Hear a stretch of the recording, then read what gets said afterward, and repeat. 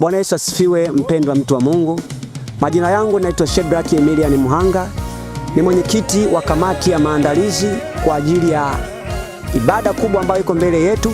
Ninapenda nikukaribishe mtu wa Mungu, usikose siku ya tarehe 28, yani Ijumaa ya wiki ijayo. Tunakuwa na ibada kubwa sana ambayo itakayofanyika kwa mara ya kwanza katika ukumbi wa chuo cha Sukari tarehe 28 wiki ijayo. Tutamsifu Mungu na kumtukuza.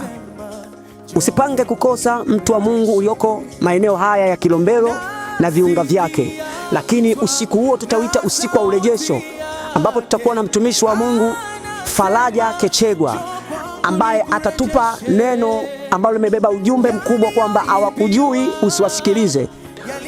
Uje mtu wa Mungu ili ujue ni kwa nini hawakujui na usiwasikilize. Kipo kitu kikubwa ambacho Mungu atafanya kwenye maisha yako. Lakini pia tutakuwa na waimbaji wengi tofauti tofauti.